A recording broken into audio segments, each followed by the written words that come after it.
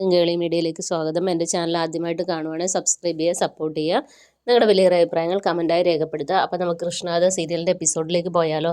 ഇന്നത്തെ എപ്പിസോഡ് എന്ന് പറയുന്നത് നമ്മുടെ കൃഷ്ണയും നബീനും തമ്മിൽ കൃഷ്ണ ഗോപാലൻ്റെ കൂടെ പോയി ലോട്ടറി കച്ചവടമൊക്കെ നടത്തി നല്ല കച്ചവടം നടത്തി അവിടുത്തെ മോൾക്ക് സമ്മാനങ്ങളുമായി തിരിച്ചു വരികയാണ്. അപ്പോൾ ഗോപാലൻ്റെ ഭാര്യ ചോദിക്കുന്നു എങ്ങനെ ഇത് കിട്ടിയെന്ന്. അപ്പോൾ പറയുന്നു കൃഷ്ണ ഇറങ്ങിയതാണ്, കൃഷ്ണയാണ് ഈ ടിക്കറ്റെല്ലാം വിറ്റതെന്ന് പറയുന്നു.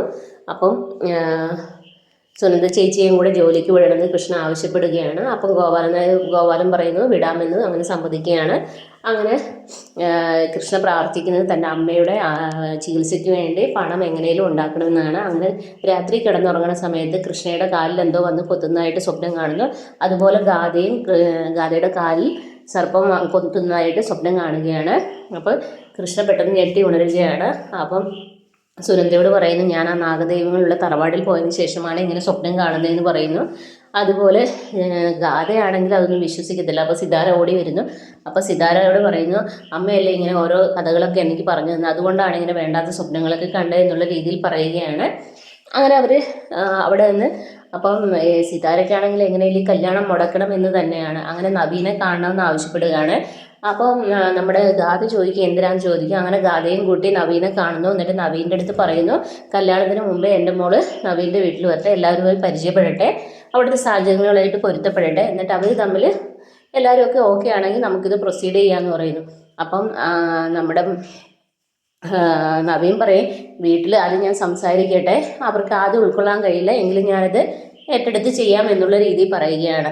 അങ്ങനെ അവർ പോകുന്നു. അങ്ങനെ ഗാഥ തിരിച്ച് വീട്ടിൽ വരുന്നവർ സിതാരോട് പറയുന്നു അമ്മ എന്താ ഞങ്ങളുടെ കല്യാണം മുടക്കാൻ നോക്കുകയാണോ എന്നുള്ള രീതിയിൽ മോശമായ രീതിയിൽ സംസാരിക്കുന്നു. അപ്പം സിതാരയ്ക്ക് അത് വിഷമമാകുന്നു. എങ്കിലും അപ്പത്തേനും അവിടുത്തെ ജോലിക്കാർ ജ്യൂസുമായിട്ട് വരുന്നു. ജ്യൂസ് കൊടുക്കുന്ന സമയത്ത് നമ്മുടെ സിതാര അവരുടെ മുഖത്തേക്ക് എടുത്ത് ഒഴിക്കുകയാണ്.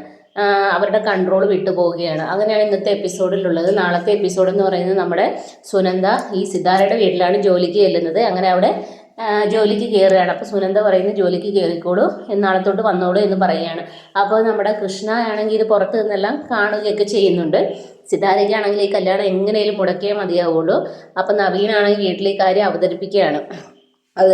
കീർത്തിയുടെ അമ്മയ്ക്ക് ഇത് ഒട്ടും ഇഷ്ടപ്പെടത്തില്ല.